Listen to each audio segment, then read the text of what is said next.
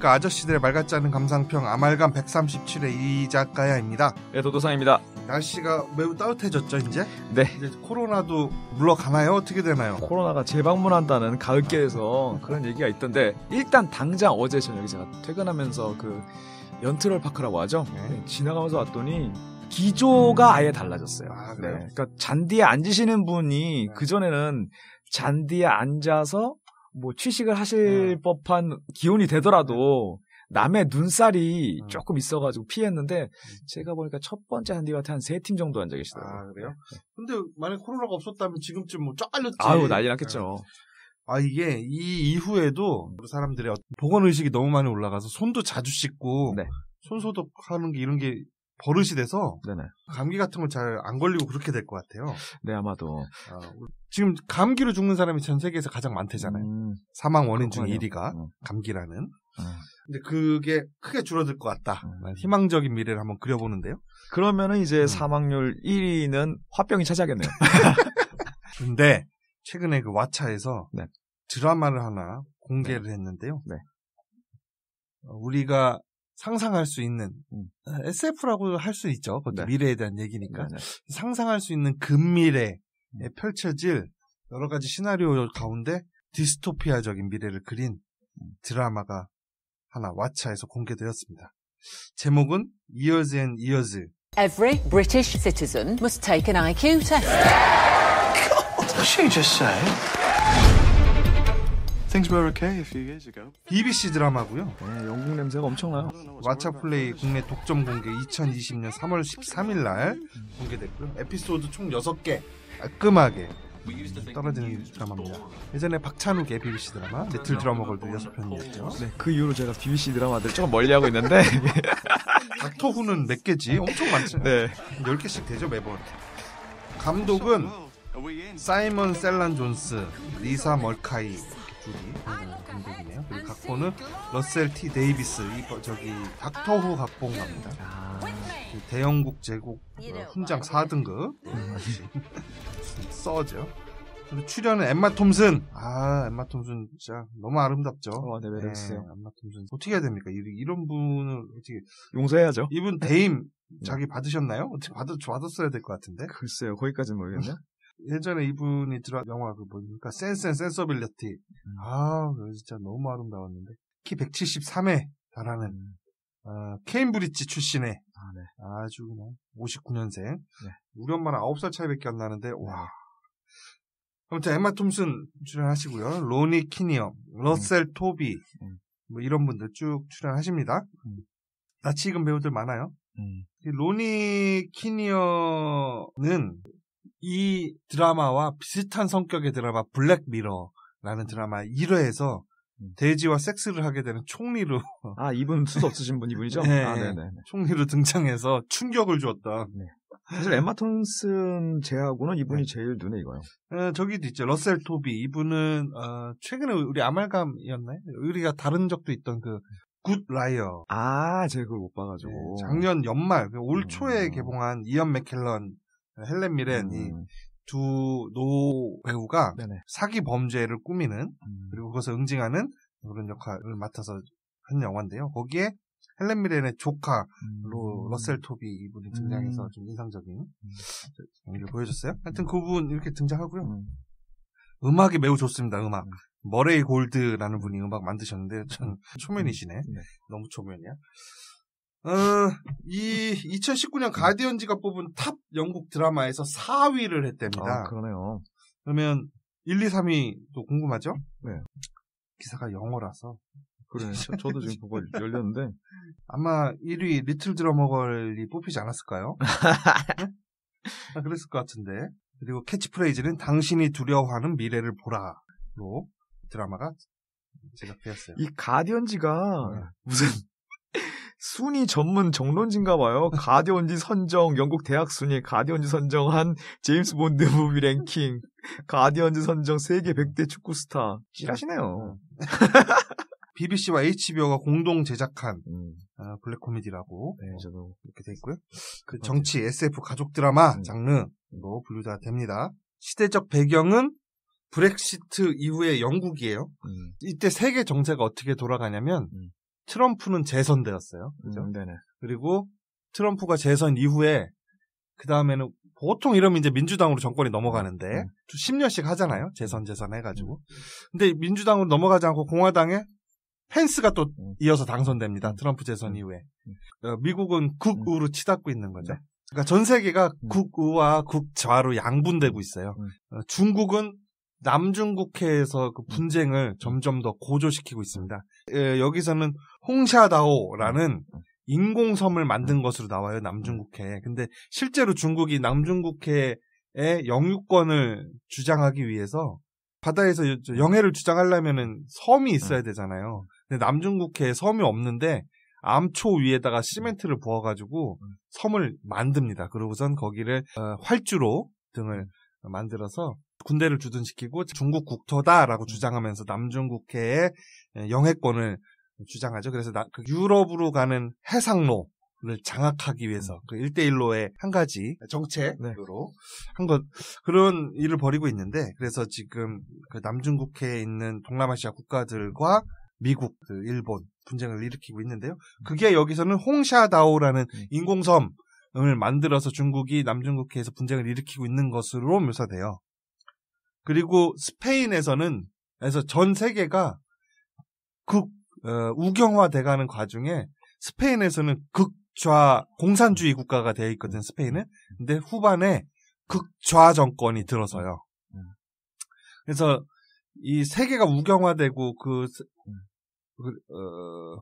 정치가 불안해지다 보니까 난민이 곳곳에서 지금보다 더 발생하게 되는데, 세계는 우경화됐으니까 그 난민들을 수용하기를 다 거부하겠죠. 그래서 난민들에게는 거의 유일하게 열려 있다시피 한 국가가 이제 프랑스 정도랑, 그다음에 스페인은 좌익 공산주의 국가였기 때문에 난민을 잘 받아줬어요. 근데 거기서 극좌 정권이 들어서면서 난민이 스페인에서도 쫓겨나게 되는 이런 상황이 벌어지고요. 그다음에 신종 전염병이 창궐하고 있고 방책이 없어요. 치료제가 없는 전염병이 창궐해서 사람들이 막 곳곳에서 죽어나갑니다. 그로 인해서 세계가 경제 공황에 빠지게 되고 곳곳에서 기업들과 은행이 파산해요. 은행이 파산하니까 사람들이 막 은행으로 달려가잖아요. 자기 예금을 찾기 위해서.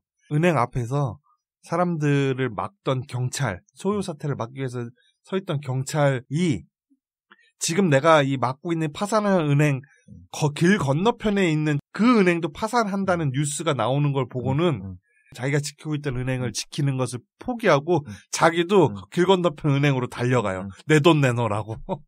그런 상황이 벌어지고 있습니다. 그리고 재택근무가 일반화되고 있고요. 그런 상황에서 사람들이 야, 우리 회사에 가고 싶다. 우리 회사 좀 출근하기 운동 뭐 이런 게 벌어집니다. 그리고 IT 기기는 급속도로 발전해서 몸에 IT 기기를 이식한다거나 아니면 자기의 뇌를 스캔해서 인터넷에 업로드하는 그런 기술까지 개발되어 있는 이런 상태예요.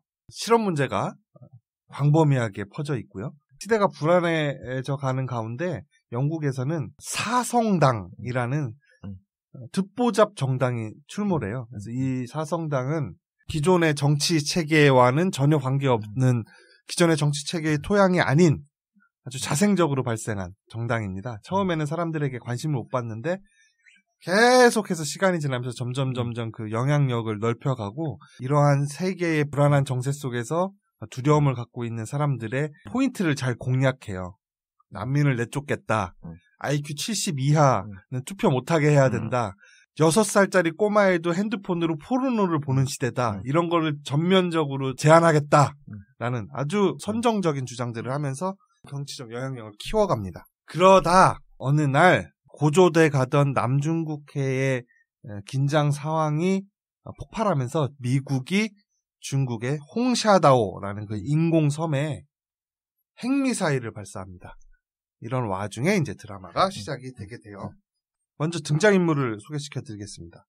엠마 톰슨이 연기하는 비비언 록이라는 인물이 있어요. 아까 말한 그 사성당. 네네. 별이 4개예요. 별이 4개. 3개면 삼성이고 5개면 돌침대인데, 장수 돌침대. 별이 4개인 사성당의 총수입니다. 기업가 출신 정치인이고요. 전 국민이 보는 공중파 방송에서 욕설은 뭐 기본으로 하고요. 사회자가 질문하죠. 팔레스타인 이런 지역에서 발생하는 난민 문제나 분쟁에 대해서 어떻게 생각하냐 하니까 이 비비안 룩은 좆도 관심 없다 라고 대답을 합니다. 그때 중계방송을 보고 있던 영국의 각지에 있는 시민들이 깜놀하는 장면들, 반응들이 나오죠. 요즘 유튜브에서도 뭐만 하면 그 반응 장면 이런 게 많이 클립이 인기를 얻잖아요. 좀 꼴 보기 싫습니다. 그래요? 난 그거 다 찾아보는데 그 특히 국뽕 느끼기 좋아요. 봉준호 상탈 때 뭐 이럴 때 하여튼 그런 것처럼 각 가정에서 이 장면을 본 사람들의 반응이 이렇게 나옵니다. 어떤 사람들은 저 여자 뭐냐 미쳤다라고 하는 사람도 있고 오 쿨한데 라고 하는 사람도 있고요. 그런 반응을 보이는 사람들이 여기 나온 주인공들이에요. 그래서 점점 세력을 확장해 나가고요. 드라마 후반에 가면 결국 의회를 장악하고 수상이 됩니다. 그래서 2010년대에 세계에서 나타난 대한우파나 구구 포퓰리즘 정치인들, 그러니까 우리로 치면 뭐 안찰스 그리고 뭐 마크롱 또는 뭐 트럼프라고 할 수 있겠죠. 되게 막 마린 르펜 느낌이란 그 저기 뭐야 국가 배당 혁명 뭐 살짝 섞은 느낌이에요 이 양반이. 안철수보다 더 합니까? 네, 조금 더죠. 조금 더 안 가죠. 그렇죠, 약간 금미래니까. 안철수도 몇 년 후에는 어떻게 될지 몰라요. 그런 분이에요. 그런 정치인이에요. 이분이 뭐 여러 가지 주장들을 하는데 아까 말한 것처럼 IQ 70 이하 국민들은 투표권을 박탈해야 된다라는 정책도 있고요. 아이들이 포르노에 노출되는 것을 막기 위해서 인터넷을 극단적으로 검열하고 제한하는 정책 같은 거를 제한하죠.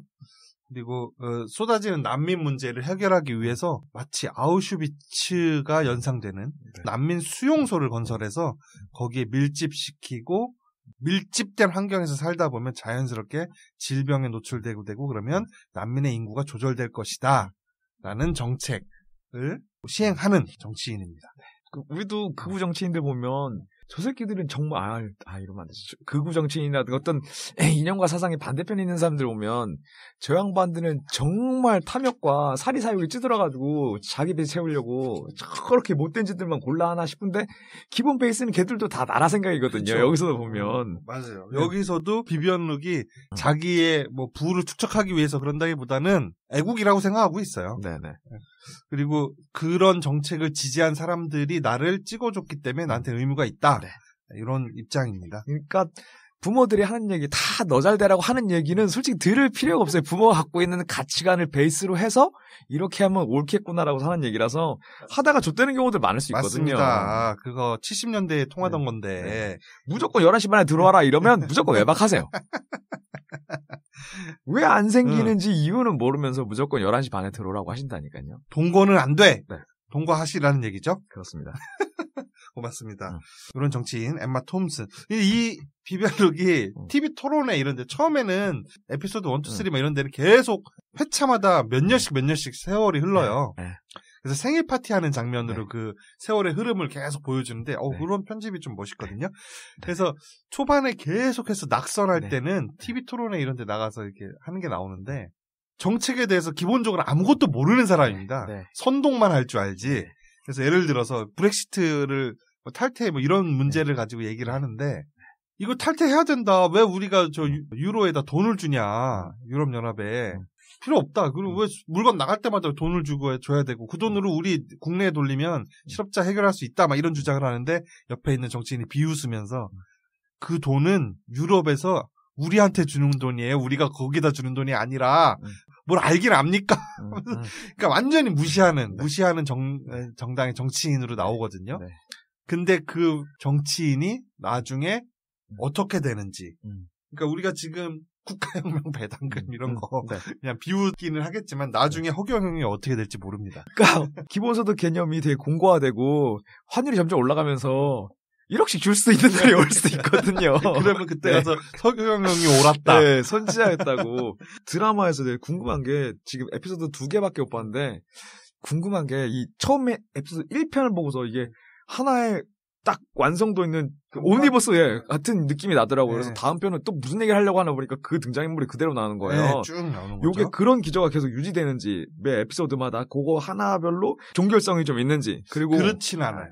그리고 아까 말씀하신 그 엠마 톰슨이 나중에 후반부로 가면 실제로 다른 등장인물들이랑 대면을 해요? 아, 계속 TV에서만. 거의 대면 안 합니다. 오케이, 알겠습니다. 99% 대면을 안 한다고 볼 수 있어요. 알겠습니다. 그래서 되게 특이한 거예요. 엠마 톰슨은 다른 등장인물들과 격리된 채 TV에서만 나와요. 오케이, 알겠습니다. 그래서 좀 특이합니다. 괜찮네요. 그러다가 네. 후반에 한번 등장하는, 딱 한 번 등장하는 씬이 있는데, 네. 그때 좀 충격적이에요. 오케이, 알겠습니다. 그 사람들이 살면서 투표하러 가기 싫어하고 정치가 내 삶에서 얼마나 분리되어 있는지 그걸 항상 강조하시는 분들이 계시잖아요. 근데 요 드라마를 보면 정치인이 TV에 나와서 꼴값 떠는 게 내 생활에 어떠한 영향을 주는지 그대로 보여주는 훌륭한 드라마네요. 맞습니다. 그그 이제 마무리 멘트를 하려고 했던 건데. 죄송합니다. 그래서 나왔네. 그런 그 뒤에 붙여주세요. 그런 정치인이 있고요. 뮤리얼이라는 할머니가 있어요. 스투피드 워먼. 혼자서 살아요. 나이는 지금 한 90대 정도로 된 걸로 보이는데, 처음 등장할 때는 90까지는 아니었고, 이게 2019년부터 2029년까지를 다루고 있거든요. 19년부터 10년의 세월을 다루는데, 그러니까 트럼프가 20년에 재선하고 25년에 펜스가 당선되고, 그 다음에 이제 펜스 임기 말까지 정도를 다루는 거죠. 펜스, 그 양반이 그 유명한 펜스룰의 그 펜스죠. 그 펜스 부통령. 그런 설정도 너무 웃긴 것 같아요. 그러니까 말이에요. 근데 이게 웃을 수만 없습니다. 19년도에 한 80대 정도로 나오는 것 같고요. 나머지 등장인물들은 다 이 할머니의 손자, 손녀들입니다. 딸은 죽었어요, 일찍이. 그래서 손자, 손녀들이 가끔씩 이 집에, 할머니의 대저택에 찾아오는 그걸 낙으로 해서 살고 있습니다. 아무래도 그 옛날 사람이다 보니까 조금 시대 정신에 안 맞는 말을 뱉을 때도 있어요. 그 악의는 없다만 그런 시대를 40, 50년대를 젊은 시대를 관통해서 살았던 분이잖아요. 그러다 보니까 가끔씩 헛소리를 할 때가 있어요. 예를 들면 그 증손자 중에 중국인 그 DNA가 섞여서 그 중국인 외모를 한 증손자가 있는데 미국이 중국으로 그 핵미사일을 발사했잖아요. 그때 패닉에 빠져 전 세계가. 이 할머니 집에서 모여서 이 모든 식구들이 밥을 먹고 있다가 그 상황을 접하죠. 공습 경보. 그래서 모두가 이제 막 두려움에 떨고 있는데 할머니가 안심시킨답시고 걱정하지 마. 여기는 안전해. 여기 작은 중국인이 있잖아. 라는 거예요. 저 그거 농담할까요? 저 여기서 웃기는 엄청 웃었는데 참. 그러니까 살 만큼 살았잖아요. 이 손자들이 경악을 하고 특히나 손자 며느리는 평상시 이 할머니 별로 안 좋아해요. 이 참아왔던 그 스트레스가 이때다 싶어서 세상은 말망하고 있고 또 할머니 이제 또 그때 또 이 완반지를 날리시니까 이때다 싶어서 이 닥쳐 미친놈이네 하고 소리를 지르는 그런 상황이 벌어지죠. 아무튼 그런 할머니예요. 하지만 기본적으로 손자 손녀들을 사랑하고 착하신 분이죠. 현자 느낌이 있어요. 좀 그럼 정형화된 캐릭터네. 그다음에 스티븐이라는 첫째 손자가 되겠습니다. 금융업에서 일하는 금융 전문가예요. 와이프 셀레스트, 딸 베서니, 그리고 둘째 딸 루비와 함께 런던에서 연봉 100만 파운드씩 받으면서 사는 분이죠. 잘 나가네요. 그런데 핵전쟁이 벌어지고 세계 경제가 공황 상태에 빠지고 은행들이 파산하면서 한순간에 이 스티븐이 직장을 잃게 되고 은행에 저축했던 모든 예금이 날아가게 돼요. 그래서 어쨌든 먹고 살아야 되잖아요. 딸이 또 이제 다 큰 딸이 둘이나 있으니까 돈이 많이 들어가니까 직업을 구하는데 무려 11개의 직업, 택배를 비롯한 11개의 직업을 전전하면서 생계를 이어가는 사람이고요. 그 다음에 노동당 지지자입니다. 그 다음에 셀레스트는 와이프죠. 이 스티븐의 와이프고요. 좀 시니컬하고 좀 다혈질이에요. 흑인인데요. 회계사 사무실을 운영하는 잘 나가는 사람이에요. 그러니까 뭐 금융업계에서 잘 나가는 남편과 회계사 업체를 운영하는 부인. 다 해먹네요. 둘이서. 행복하게 살았죠. 할머니는 약간 싫어합니다. 할머니도 역시? 할머니도 얘가 자기 싫어하는 걸 아니까 뭐 좋은 마음은 살짝 없죠. 근데 기본적으로 우리는 한 가족이라는 울타리는 벗어나 있지는 않아요. 부부의 두 딸 아까 말했던 베서니 그리고 루비가 있는데요. 그 중에 베서니가 문제가 있습니다.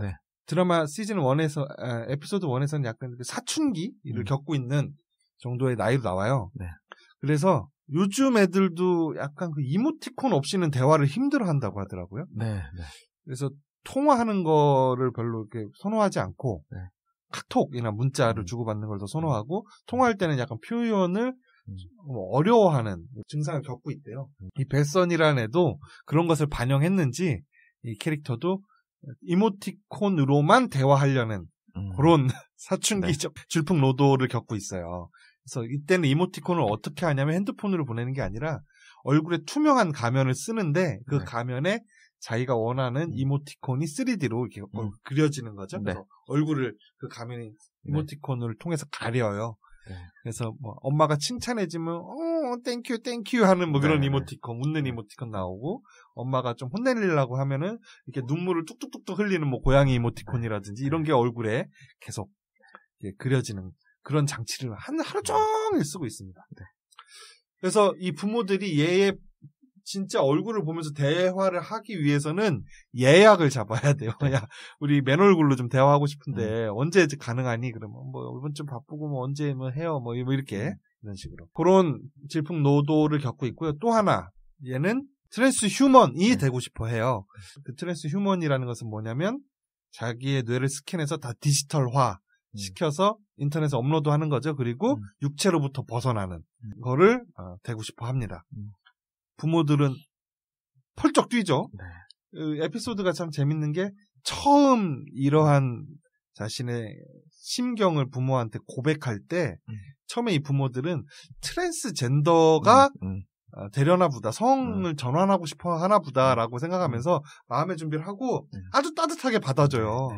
우리 딸이 갑자기 우리 아들이 되더라도 우리는 전혀 상관없어. 여전히 행복할 거고 너가 그렇게 너의 진짜를 발견하게 되어서 너무 기쁘다는 식으로 본인들이 살던 시대 기준으로 자기네들이 성장해오던 시대의 기준으로 상당히 급진적이고 열린 마인드가 있다는 것에 대해서 뿌듯해하는 기조에서 말을 하죠. 맞아. 야, 우리한테도 이런 일이 왔는데 마침 우리의 이 앞서가는 진보성을 보여줄 때가 됐군 하면서 그런 게 있죠. 근데 아무리 구시대의 첨단이라도 현 시대에 좀 중상을 못 따라가는 거예요. 그러니까 갑자기 그게 아니라 뇌를 스캔해서 육체로부터 벗어나고 싶어라고 했더니 다음 장면이 방에다 가두는 장면으로 이게 얘기는 그러니까 죽겠다는 거예요. 몸을 폐기시키고 그렇죠. 데이터 소스만 이 온라인 웹에 올리겠다는 건데 맞습니다. 참 부모님이 참 그런 장면에서 고민이 좀 되더라고요. 아 진짜 나중에 자식이 저런다고 하면 어떻게 할까? 만약에 뇌를 꺼내서 어디다 뇌를 넣는다 하면 걔는 그 A다, 똑같이 전과 똑같은 A다 싶지만 뇌에 있는 데이터를 뇌를 스캔해서 그 전기 정보를 복사해서 웹에 올렸다. 그러면 얘는 A가 2개가 되는 거기 때문에 어차피 지금 내 딸내미 피와 살로 이루어진 내 딸내미 죽는 거거든요. 예, 이거에는 부모들이 어떻게 생각할지 잘 모르겠어요. 이때 기술 자체가 뭐 많은 사람들이 업로드를 해서 거기서 정말 기존의 육신을 갖고 살던 자아와 똑같은 자아로 살고 있다라는 것이 대화나 여러 가지 증명을 통해서 밝혀진 게 아니라 이 기술도 초창기 기술이기 때문에 어떻게 될지도 모르는 거니까 이거는 정말 말릴 수밖에 없을 것 같아 보여요. 어떤 그런 딸이 있습니다. 베서니는 IT와 접목되는 거에 대해서 거부감이 전혀 없고 오히려 급진적으로 그걸 하고 싶어하는 사람이기 때문에 손에도 핸드폰을 이식해서 전화기 없이 인터넷에 접속하고 남들과 통화를 하고 진짜? 이렇게 됩니다. 근데 웃긴 게 손에다 핸드폰을 이식한 후에 엄마한테 자랑을 하는데 전화를 어떻게 하냐면 우리가 이따 전화해 할 때 하는 손 모양 있잖아요. 모두 손을 말아주고 엄지와 새끼를 핀 모양. 요렇게 귀에다 대고 전화를 해요. 더 불편한 거 아니야? 아니. 그러니까 어깨를 이렇게 받치면 양손 다 쓸 수 있는데. 아니면 에어팟으로 하면 핸드폰 넣어놓고 양손을 다 쓸 수 있는데 손에다 이식하는 바람에 꼭 한 손을 귀에다 대고 그 전화기 모양으로 이렇게 하고선 해야 돼요. 요즘 골진도 이어폰도 있어가지고 그냥 자체로 그 이어폰을 안 껴도 사운드 이렇게 해주는데 일종의 그런 건가 봐요. 어떤 극상을 찍으면 커피를 길러가지고 볶아가지고 갈아가지고 내려 마시듯이 커피 애호가들이. 그래서 여기서도 다 재택근무하는데 나는 출근하고 싶다. 출근 운동이 벌어지기도 하잖아요. 지금 같아서는 재택근무 다 할 것 같은데 약간 돌아오는 게 있나 봐요. 그리고 또 하나 요즘 애들은 전화해 할 때 전화기 손 모양을 이런 엄지손가락, 새끼손가락 편 모양으로 안 한대요. 아이폰 잡는, 그러니까 스마트폰 잡는 그냥 요 직사각형 모양 요렇게 한다는 거예요.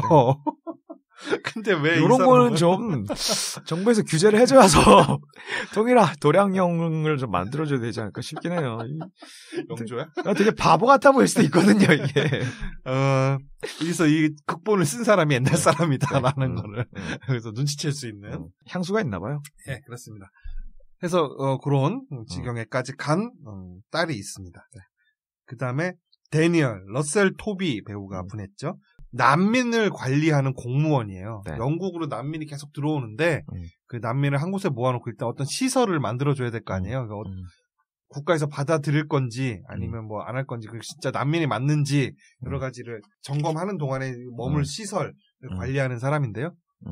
게이입니다. 그리고 남편 랄프라는 남편이 있어요. 그런데 이 난민 시설에서 근무하다가 우크라이나에서 넘어온 난민 빅토르라는 사람과 눈이 맞게 됩니다. 에피소드 1 말미에 미국에서 홍샤다오로 핵미사일을 발사했다. 그래서 전 세계가 핵전쟁의 공포에 휩싸이고 막 사방팔방에서 공습경보가 울리는 혼돈의 카오스 가운데 할머니 집에서 가족들과 식사를 하다가 뭔가를 깨닫고 갑자기 차를 몰고 수용소로 뛰쳐가서 빅토르와 키스를 하죠. 뒤에 남겨진 랄프는 분노와 배신감에 휩싸이게 됩니다. 그 장면에서 제가 이해는 하거든요. 왜냐면 어차피 세상이 종말한다고 그쵸? 생각을 했을 테니까 진짜 사랑을 만나가지고 고백이나 하거나 아니면 서로 사랑을 좀 이루고서 좀 끝내보겠다 그렇죠. 인생을 라는 건데 달려갔는데 안 받아줬으면 이거 또 슬픈 사람들만 남는 거 아니에요.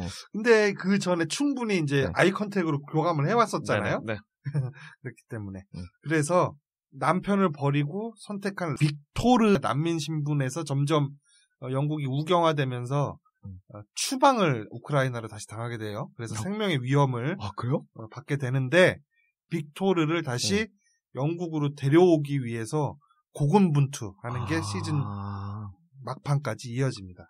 그리고 이디스 이 형제들 중에 첫째입니다. 누나죠. 첫째 손녀. 스카이프 하셨던 분. 기본적으로 인권운동가 환경운동가예요. 그래서 젊은 시절부터 전 세계를 떠돌아다니면서 인권과 환경을 위해서 운동하는 그런 사람입니다. 홍샤다오의 핵미사일이 발사될 때 홍샤다오 근처 베트남의 한 섬에서 그 홍샤다오가 폭격되는 장면을 생생하게 목격해요. 그리고 피폭되죠. 분쟁의 중지, 그 다음에 미국의 핵전쟁 발발을 비난하면서 계속 운동을 해요. 하지만 피폭되고 건강이 악화되자 가족들의 품으로 이제 돌아오게 됩니다.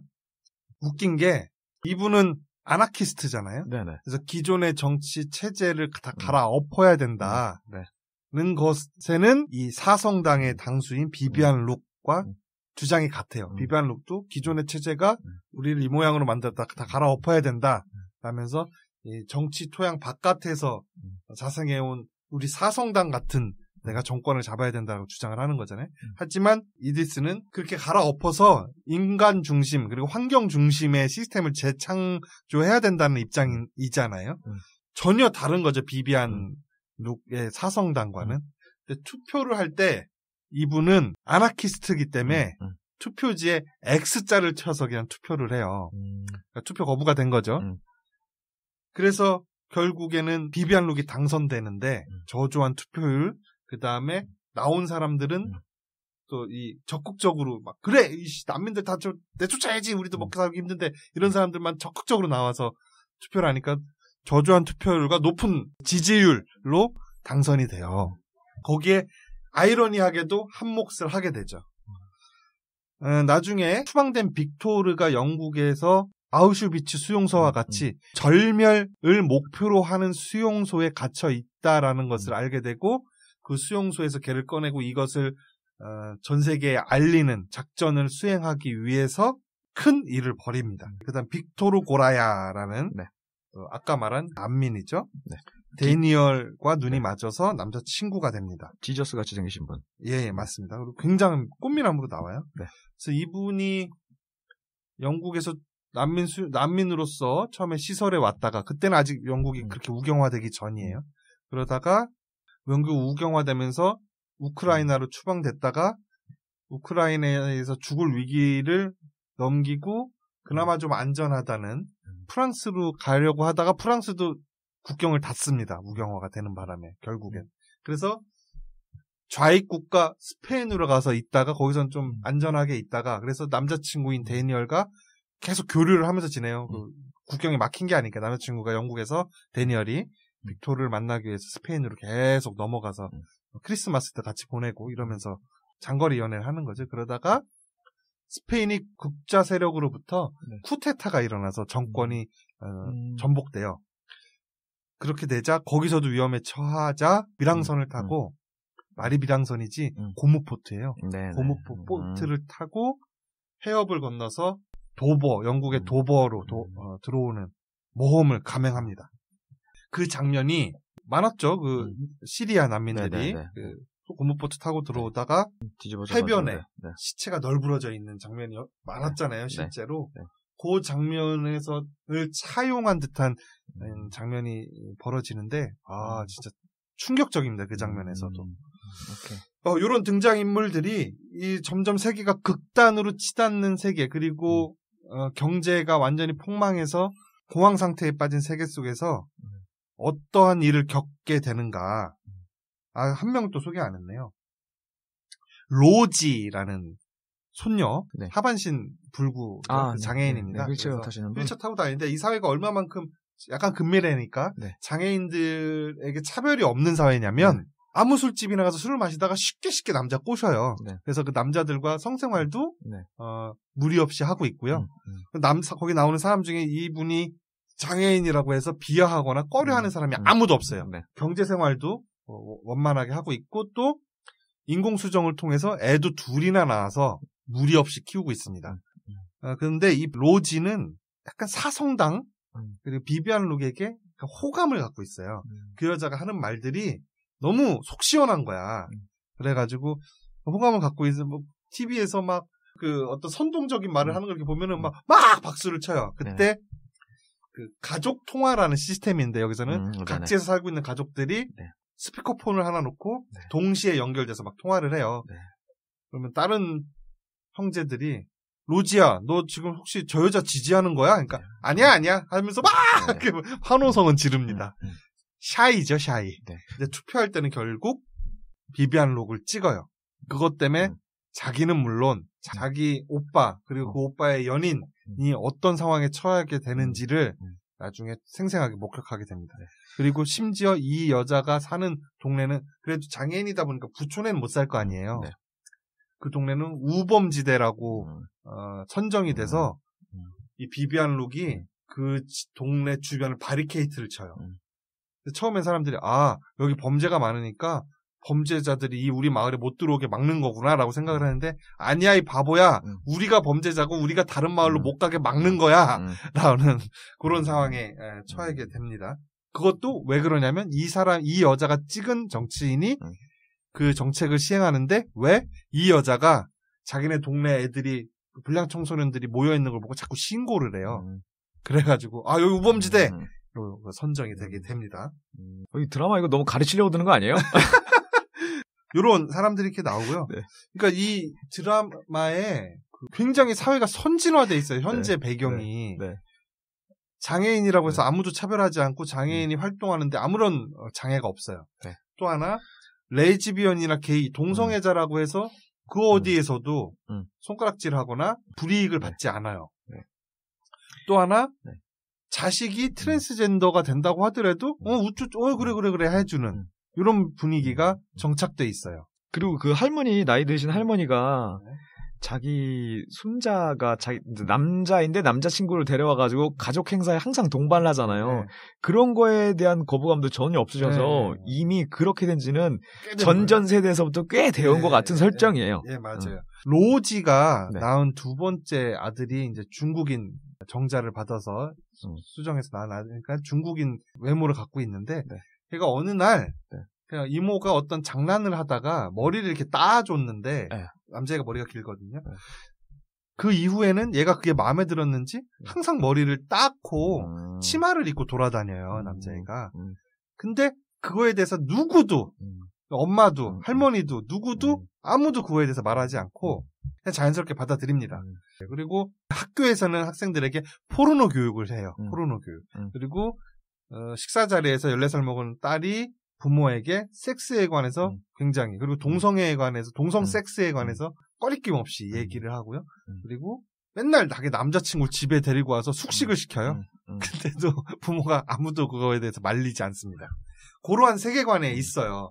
그러니까 굉장히 진보적인 문화가 정착이 돼 있는 거죠. 문화적으로도 시스템적으로도. 그런데 비비안 룩 그리고 사성당이라는 매우 구구적인 아주 구구적인 정치인이 당선이 되는 일이 발생해요. 그런 토양이라면 이런 사람들은 발도 못 붙일 것 같은데 그런 사람이 당선이 돼요. 왜 그러냐면 정치에 관심 없는 사람이 너무 많아. 여기에서 종종 등장하거든요.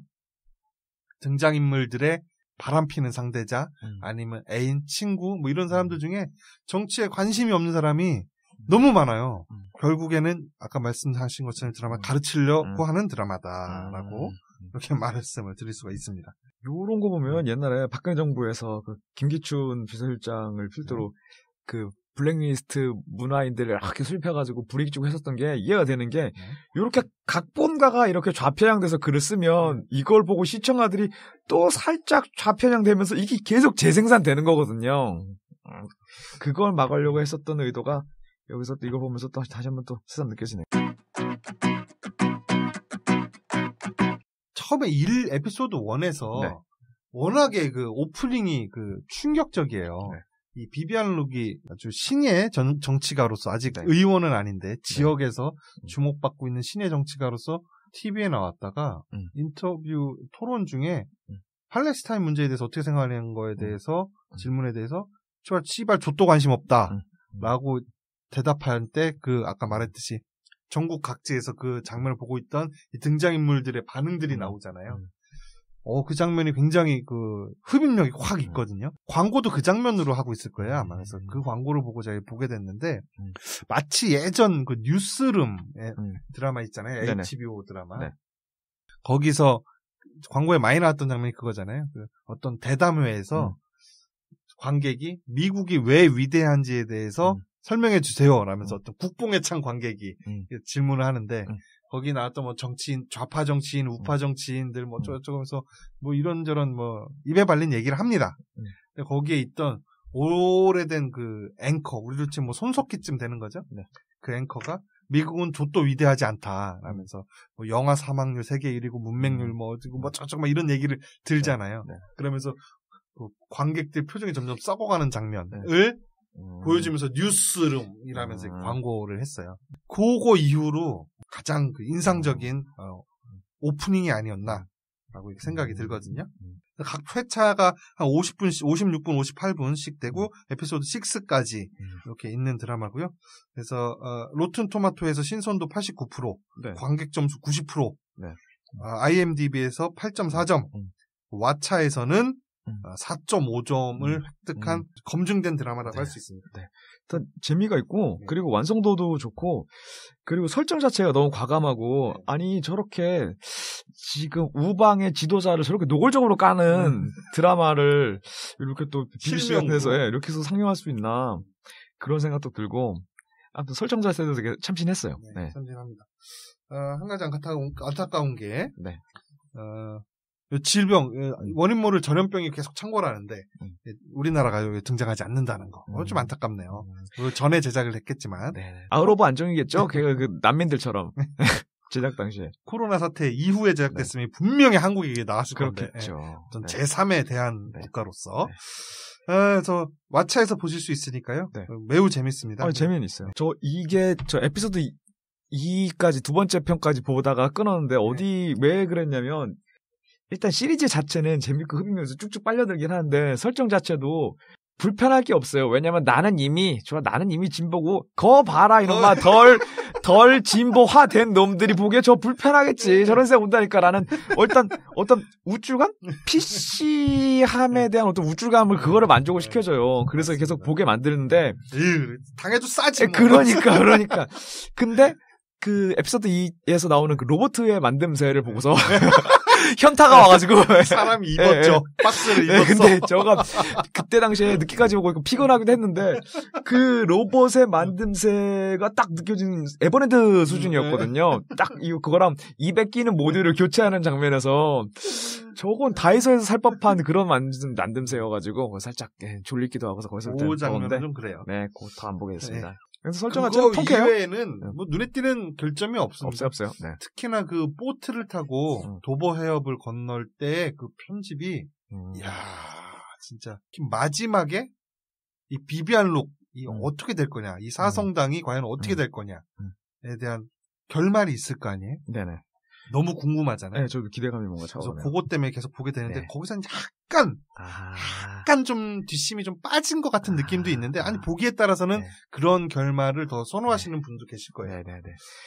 제가 본 에피소드 2까지는 정말 쉼없이 여태까지 세상에서 조금씩 대두됐던 문제의식을 여러 개를 계속 잽처럼 계속 던져요. 계속 그러면서 그게 점점 확대돼가는 과정들. 계속 던져요. 그래가지고 시간도 진짜 술술술 흘러가고 그 뭔가 그 끊임없이 그럼 이런 통쾌함보다 조금 잔잔하게 그 가랑비에 옷 젖듯이 어떤 우쭐감이 쌓여가요. 오빠, 우리가 맨날 얘기했잖아 하면서 옆에 같이 보시는 분한테 그러는 거 아니에요? 봤지? 내가 했던 얘기지? 할 뻔했어요. 게다가 그러고 그 어떤 그 영어 문화권에서는 우리가 지금 한국어 문화권에서는 아마존 알렉사라든가 구글 어시스턴트 이런 것들이 많이 안 쓰이잖아요. 걔들이 한국어 인식력이 좀 떨어지니까. 근데 저게 드라마에서 나 처음에 뭘 하는지 몰랐어요. 다른 가족들이 교차 편집되면서 서로 누군가한테 얘기하는데 얘기하는 대상이 없는 거예요.